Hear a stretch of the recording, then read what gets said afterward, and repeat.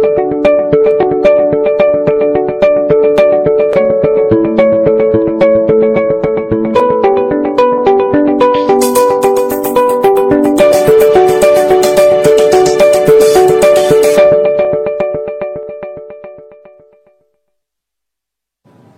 Esra, saya Arif dari Jakarta.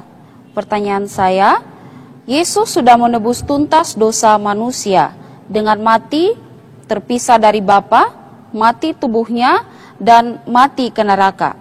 Mengapa manusia masih mengalami mati secara jasmani?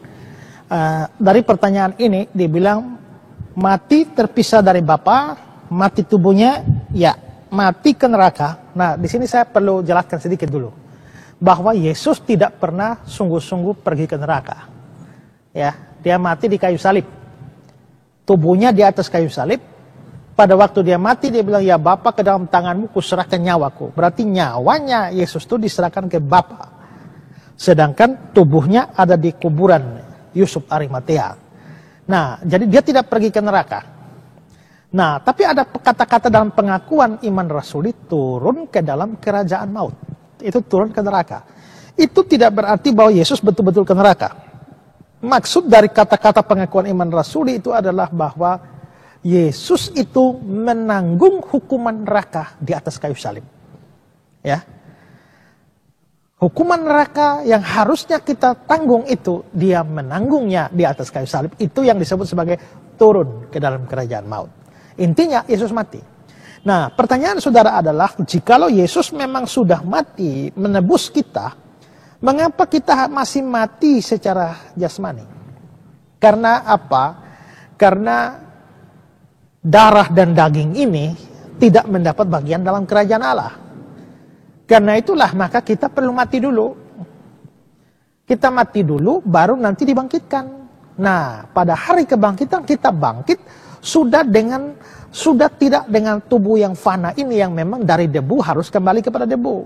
Tapi kita dibangkitkan dengan tubuh kebangkitan. Sama seperti tubuh Kristus setelah bangkit dari antara orang mati. Nah, dengan tubuh seperti itu baru kita akan hidup di dalam langit dan bumi yang baru. Dan di sana tidak ada lagi kematian. Maka kita akan hidup selama-lamanya. Ya, jadi dengan kata lain begini, bahwa saya percaya orang yang percaya kepada Tuhan Yesus itu, begitu dia mati, dia langsung ke surga dan langsung ke neraka. Tidak menunggu hari penghakiman di akhir zaman. Nah, yang itu kan saya sudah jelaskan ulang-ulang. Nah, tubuhnya belum. Misalnya kalau saya mati besok pagi, tubuh saya ya di tanah, belum masuk surga. Tapi jiwa saya itu sudah ke surga lebih dulu. Tubuh saya masih di tanah, dikubur, tunggu Tuhan Yesus datang. Tubuh saya dibangkitkan, baru digabungkan dengan jiwa atau roh saya yang telah lebih dahulu di surga. Nah, karena itulah maka sebenarnya kematian itu Paulus bilang, jikalau aku hidup untuk Kristus, mati itu adalah keuntungan. Kenapa mati itu keuntungan? Karena jikalau aku beralih dari tubuh ini, aku terlebih suka aku beralih dari tubuh ini dan menetap pada Tuhan. Berarti mati itu menetap pada Tuhan. Dengan kata lain, memang kita masih mati.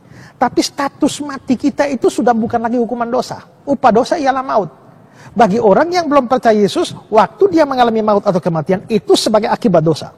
Tapi bagi orang yang sudah percaya kepada Yesus, dia memang masih mati jasmani. Tapi kematian jasmani bukan berstatus sebagai hukuman dosa, tapi itu justru adalah pintu masuk ke dalam keabadian bersama-sama dengan Tuhan. Karena itulah Paulus bilang mati adalah keuntungan.